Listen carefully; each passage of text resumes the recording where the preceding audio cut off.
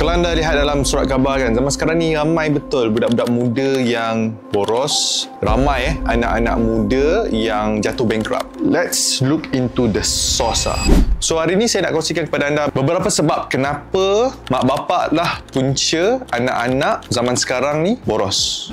Yang pertama, kepada mak ayah yang tak libatkan anak-anak dalam pengurusan duit pada usia yang muda. Saya nak bandingkan kepada zaman saya membesar dulu. Saya dibesarkan dengan nenek saya. Start daripada darjah 1 lah. Like umur 7 tahun ini, nenek saya dah latih saya untuk menguruskan duit saya dengan betul. First, saya ingat lagi nasihat daripada nenek saya. Jangan buat hutang. Ini pada usia saya 7 tahun. And benda tu go on sampai umur saya 12 tahun tau. Dan yang kedua, jangan bagi hutang. So, dua benda ini bagi saya ilmu yang sangat-sangat powerful sebab itu membentuk perwatakan saya, pendirian saya, di mana saya tak minta hutang orang. So, let's say duit belanja saya RM1 sekalipun, saya nak beli sesuatu. Let's say saya nak beli permainan ataupun saya nak beli makanan, nak beli kuih. Tapi duit tak cukup disebabkan pendirian yang nenek saya terapkan kepada saya pada usia yang muda ini, bagaimana nak menguruskan kewangan, saya tak belilah. Saya tunggu esok. Bila saya dah kumpul duit ada lebih sedikit, baru saya beli benda yang saya nak. Itu yang dimaksudkan dengan pengurusan duit. So, mak ayah yang tengok video ini, yang anda ada anak, mungkin anak kecil, anak di sekolah rendah, latih anak, berikan pendidikan pengurusan kewangan kepada mereka supaya mereka ini tak besar nanti jadi orang yang boros ataupun even worse, bankrupt. Pertama. Yang kedua, mak ayah yang tak pernah bagi peluang kepada anak-anak untuk buat keputusan sendiri. Ini lagi satu benda. Mak ayah yang tolong buat keputusan untuk anak. Let's say kalau anak nak buat sesuatu, nak beli sesuatu, mak ayah yang akan datang sebagai penyelamat. Anak saya bagi contoh anak saya sendirilah. Anak-anak saya semua ada botol air tau. Dua yang tak atas tu lelaki. So mereka kadang-kadang main ganas, campak botol dan sebagainya. Dijadikan cerita, botol tu pecah. So, bila pecah, saya tak terus datang like, oh tak apa, ayah ganti dan sebagainya. Tidak. Saya akan cakap kat anak saya ni, ini adalah keputusan yang you buat, you campak botol you dan ni pecah. So, because you have made that decision, you have to live with it. Maksudnya, kena lah, terpaksa lah guna botol air dewasa. Botol air budak kan, yang ada straw tu kan. So, guna lah botol air dewasa yang ada kat rumah. Kalau mereka buat sesuatu keputusan itu, saya biar mereka ambil tanggungjawab ke atas keputusan yang mereka buat. Itu satu contoh. Contoh yang kedua, for example, mereka nak beli permainan. The way saya dengan isteri saya lah. Isteri saya bagi duit belanja kepada anak saya, everyday dapat RM1. So, apa yang berlaku adalah kadang-kadang anak saya yang dapat duit belanja itu nak beli permainan. Of course, dia minta kat saya. Of course, memang sangat-sangat susah nak dapat. So, saya akan cakap, okay, you have your own money, you make your own decision. Anak umur 7 tahun pun saya dah bagi that authority untuk dia ambil keputusan. Kalau let's say dia nak beli permainan, dia ada duit simpanan, dia gunakan duit simpanan. Disebabkan dia guna duit simpanan tersebut, duit dia habis. Dan let's say, kalau dia nak belanja, nak beli apa-apa, tak ada. So, he needs to live with that decision. Maksudnya bila dia buat keputusan, dia kena take responsibility of the decision. So benda ini kena empower anak, bagi mereka that authority yang sebenarnya duit ini taklah semudah datang daripada langit. Saya ada nampak banyak mak ayah yang memang apa yang anak dia minta, terus bagi. Ataupun mak ayah yang tolong buat keputusan untuk anak-anak. Contohnya, mak rasa you ni kena ada beg baru lah. I think beg lama you dah buruk. Pencil box, kena beli pencil box baru dan sebagainya. So,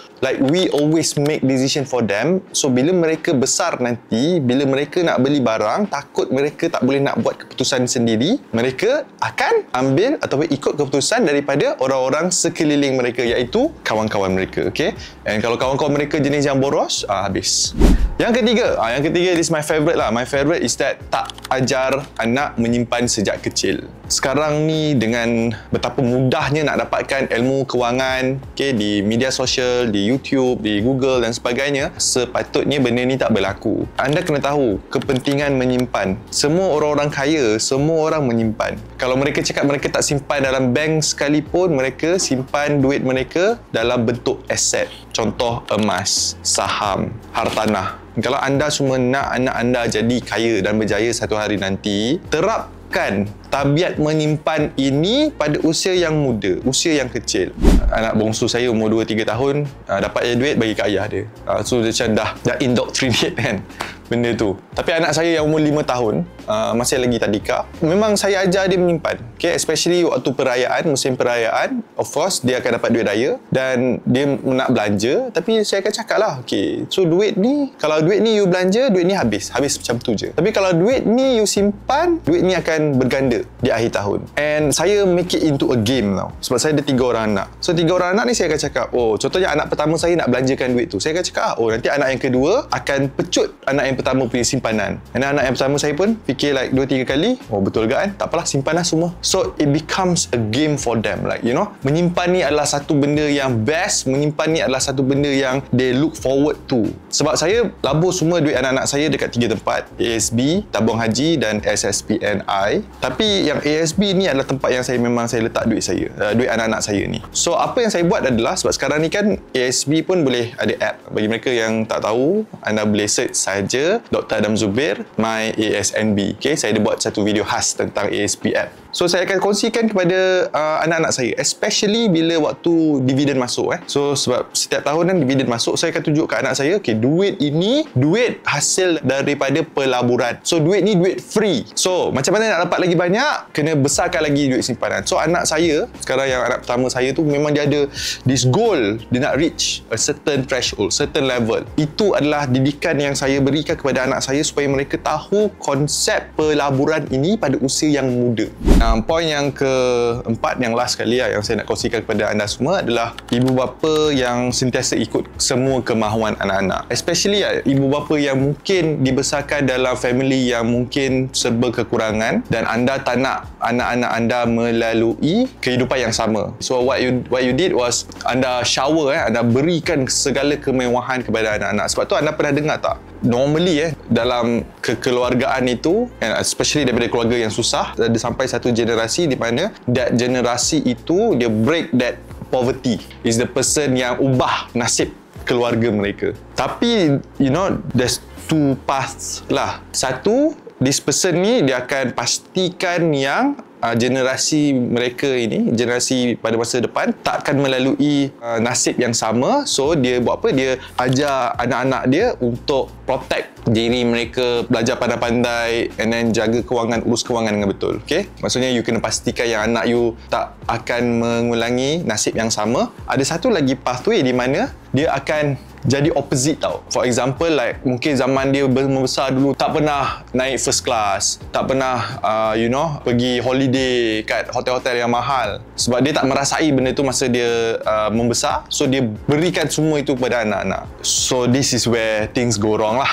Okay, sebab bila anak-anak dah terbiasa dengan kemewahan pada usia yang muda, dia hilang realiti tau. So hilang realiti maksudnya dia rasa entitled. Yang ini memang akan menjahanamkan masa depan anak anda kalau anak anda tak boleh nak carry the same level of wealth yang anda berikan kepada anak-anak anda. So contohnya kalau anak anda biasa pergi hotel 5 star, semua benda top class, apa saja yang anak anda nak dapat.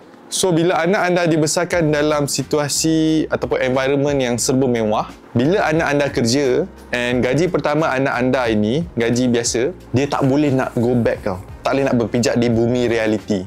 Dia akan continue nak spend. So duit 3,000 mungkin tak cukup. And that's where things go wrong. Di mana bila duit tak cukup, dia nak hidup dalam serba kemewahan, dia akan resort kepada benda-benda yang tak sepatutnya. Contoh, hutang. Kena ada batasan kepada anak-anak ini. Sebab anak-anak, mereka tak tahu perbezaan antara keperluan dan kemahuan. Tugas anda sebagai mak ayah yang kena didik mereka apa itu beza keperluan dan kemahuan. Okay, apa yang penting, okey, boleh. Mak atau ayah akan belikan. Apa benda yang mahu, okey, boleh, tapi tunggu. Maybe kena ajar mereka sabar. So, dia kena belajar konsep, duit ini tak datang daripada langit. And they have to earn it. Harap video ini dapat memberi, some sort of like different perspective. Saya kongsikan kepada anda benda yang kita boleh kawal. Kita ada kuasa, mak ayah. So, how can you use your power untuk membentuk masa depan anak-anak anda dengan memberi pendedahan awal kepada mereka dan juga ilmu kepada anak-anak anda. So, harapnya mereka semua berjaya satu hari nanti. Jika anda belum lagi subscribe YouTube channel saya, sila subscribe YouTube channel saya supaya anda dapat lagi topik-topik tentang kewangan, pelaburan, kekayaan, lifestyle daripada saya. That's all from me. I'll see you in my next video.